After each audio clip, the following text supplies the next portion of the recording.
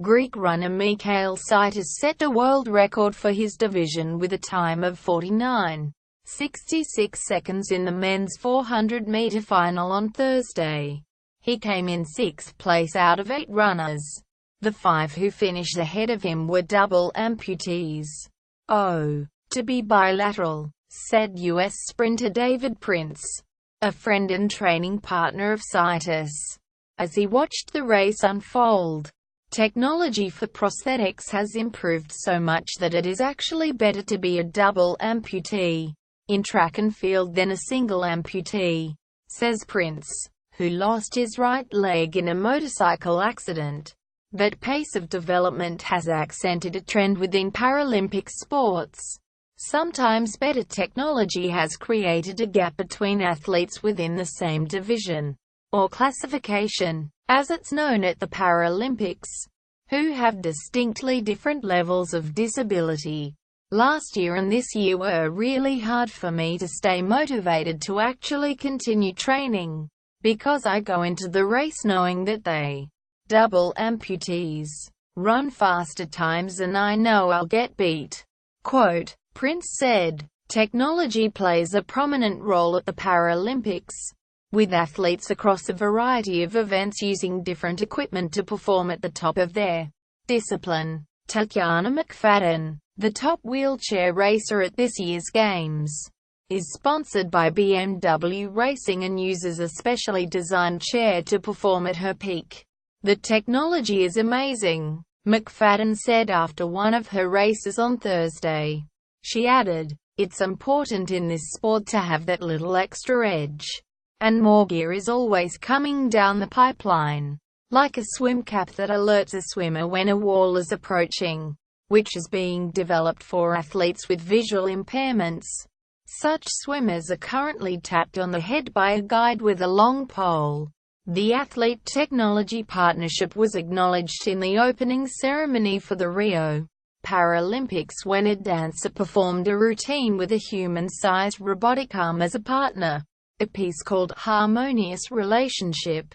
"The developments are both exciting and, to Prince, somewhat concerning. He worries that some athletes, such as single amputees like himself, will be left behind. At the same time, he does not begrudge double amputees for availing themselves of whatever is within the rules.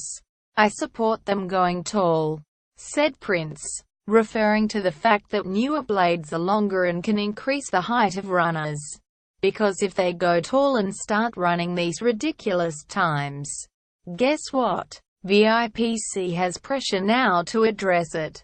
Craig Spence, spokesman for the International Paralympic Committee, said the Rio Games have shown him an increased level of athletic performance. However, he was hesitant to attribute all of it to advances in technology. "Training for disabled athletes is also improving.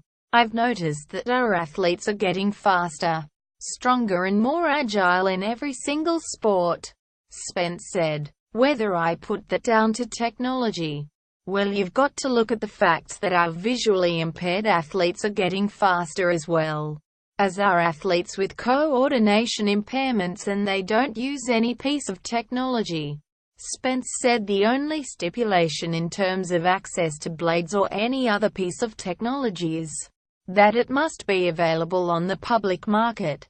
Prices for running blades vary, but the top-of-the-line options can reach tens of thousands of dollars.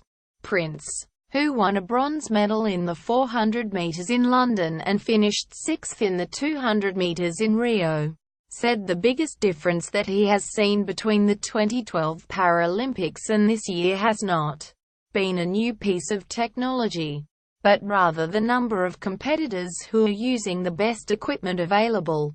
He also has had conversations with members of the IPC about figuring out competition between single amputees and double amputees.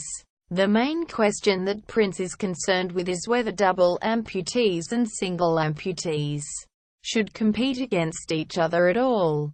The data is inconclusive, but if you have eyes, you can see. Quote, Prince said, "It doesn't take a doctorate degree to look at that and say, who may be a bilateral does have an advantage over a unilateral amputee.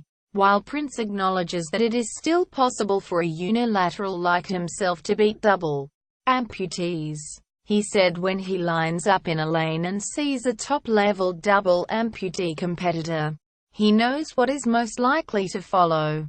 With the number of competitors using the top blades on the market larger than ever, and many of those being under the age 25, what could happen over the next 4 years is a sharp drop-off in the number of single amputees competing in events against bilaterals. The 33-year-old Prince said, "That would be a shame," he feels, and would go against the spirit of the Paralympics if things progress and we're kept together. He said, "There's not going to be any unilateral amputees running because we won't have a chance.